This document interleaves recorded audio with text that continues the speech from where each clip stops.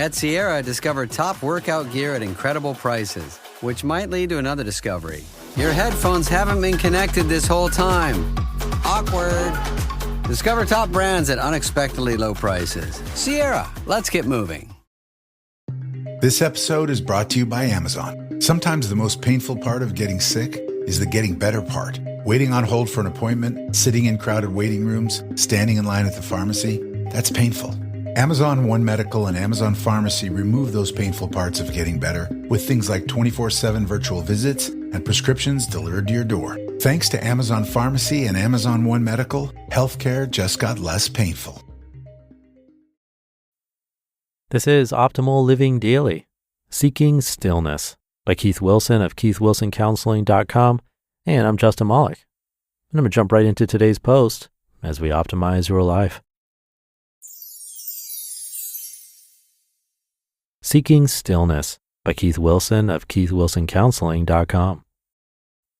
Most feelings seem like wild carnivores that ambush you, jump out of the bushes, seize you in their jaws, carry you off, and consume you till there's nothing left. Stillness is not like that. Stillness is like a rare flower, easily overlooked, but if you find it, you'll want to collect and grow it in your garden. By stillness, I mean serenity, equanimity, calmness, tranquility, peace, quiet, repose. It's the opposite of agitation, hyperactivity, hypervigilance, spastic, crazy, hectic, chaotic, nervous, excitable, frenetic, and troubled. The Greeks called it hesychia, the Buddhists upekkha, Hindus samatvam, and the Arabs aslama, related to the name of their religion, Islam. It's cherished by everyone almost as much as it's avoided. Correction, I don't think stillness per se is avoided.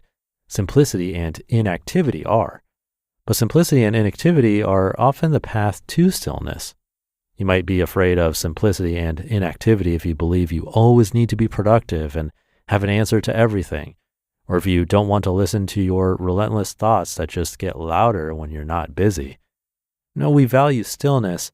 We just don't know how to get it. Stillness is that rare flower you find by accident. It must be cultivated if you want to make it a regular part of your life. Remember a moment in your life when you were captivated by beauty. It could have been a sunset you couldn't take your eyes off of, a beach that filled your senses, or music that reached into your soul. It might have been chocolate. Those are instances when stillness was like a rare flower. Take that specimen and cherish it.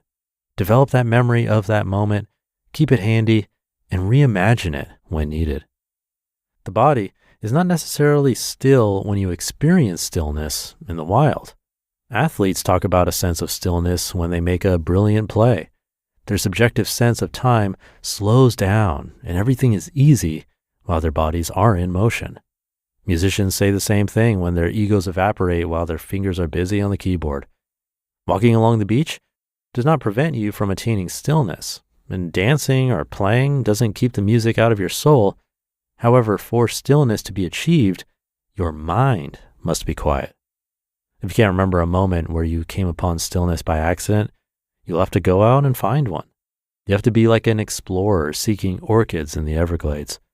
Slow down and try not to worry about the alligators.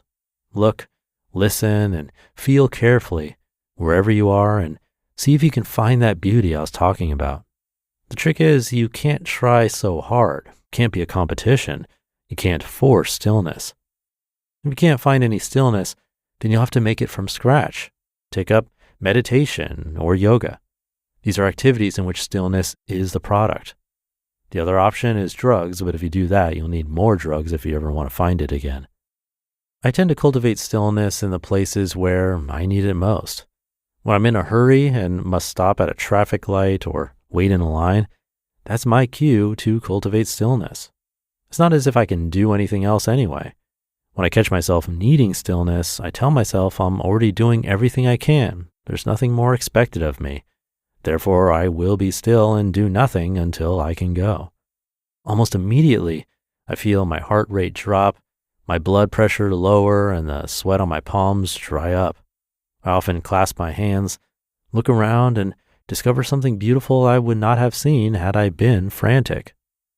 The second place I cultivate stillness is when I'm with clients. In this case, I'm not usually frustrated as I am when I must wait, but I'm needing to pay attention. I could be preparing an answer, making a diagnosis, putting together a formulation, or dreaming of lunch. But if I did any of those things while you were speaking, I wouldn't be listening in the way you expect me to listen. In those moments, it's important for me to give myself over to your story the way you see it and understand it as if I were you before I go messing around with my own interpretations and interventions. I don't believe listening this way is the only thing a therapist should do, but I do believe it's an essential component of our art. Also, when a client has seen me be still, the stillness gives my words gravity when I finally do speak. The third place I cultivate stillness is when I feel challenged or out of my element. This is the hardest plot of ground to cultivate stillness, for adrenaline is running, but being still is the most sensible thing to do. Being still eliminates much of the noise in the situation, the confounding factors of my own actions, and permits me to learn much more about what I'm facing. Being still, then, is a period of study that makes any subsequent action I take all the more effective. Another obvious place for stillness is in preparing to go to sleep. That's a bad time for agitation, hyperactivity, hypervigilance, spasticity, craziness, nervousness, excitability, and trouble. It's a good time to chill. It's a great time to remember those rare moments of beauty if you have them, or practice meditation if you don't. I wouldn't try yoga though. And if you use drugs, you'll get to where you always need drugs to go to sleep. It's possible to practice a partial stillness where one part of you is still while the rest is working. That's what athletes and musicians are doing when they still their minds so their bodies can perform beautifully. It's also what I do when I write my first drafts. I still the part of me that wants to criticize my work prematurely. I tell myself to write for a first draft as long as I write. The editor in me agrees to be still because it knows it can always change things later. If all of me was still, I wouldn't write at all. I'd be in a hammock contemplating the sky. Stillness is also a great thing to cultivate for when those other feelings carry you off in their jaws. If you can be still, play dead, so to speak, carnivorous anger, fear, and confusion will pass you over and leave you alone. You just listened to the post titled Seeking Stillness by Keith Wilson of keithwilsoncounseling.com, and I'll be right back with my commentary. This show is sponsored by Liquid IV. Staying properly hydrated isn't just about drinking water, it's about absorption. That's why I'm excited to tell you about Liquid IV. When I'm traveling, I always pack Liquid IV packets in my carry-on. My favorite is their strawberry flavor, but their new raspberry lemonade is amazing too. Just pour into 16 ounces of water and enjoy delicious hydration on the go.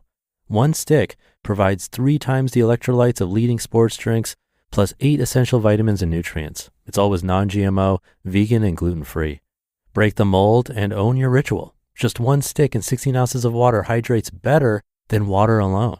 When hydrating, combining allulose and amino acids leads to more efficient absorption, helping your body retain essential electrolytes longer.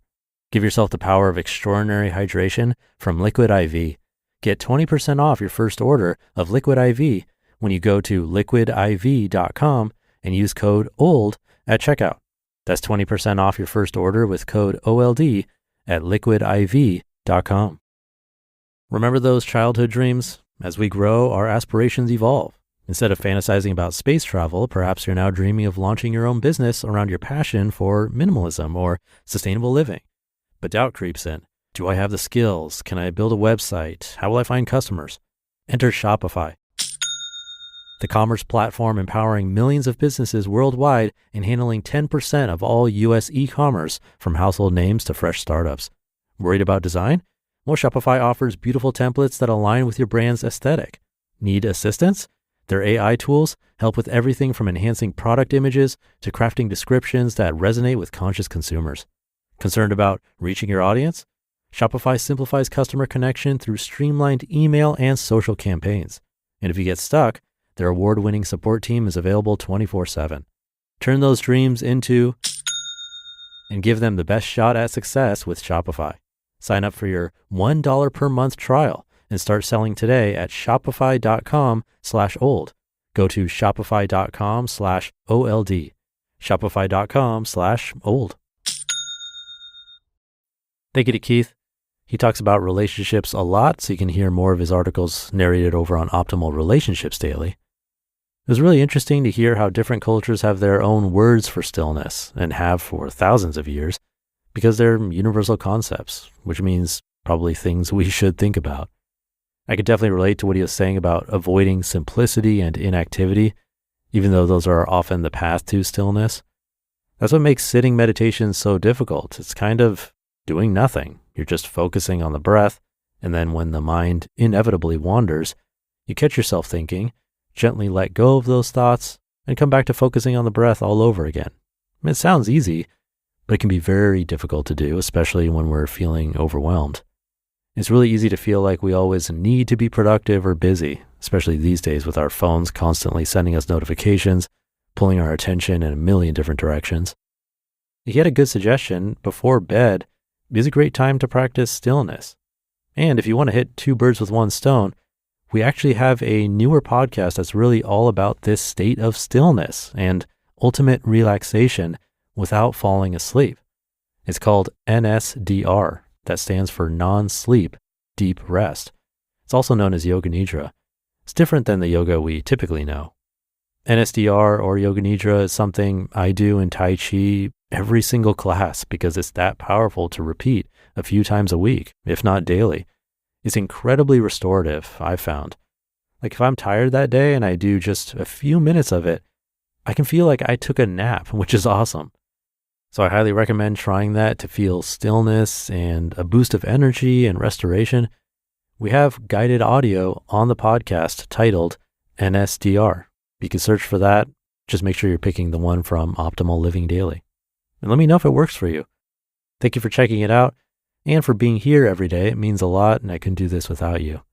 Have a great rest of your day, and I'll see you tomorrow where your optimal life awaits.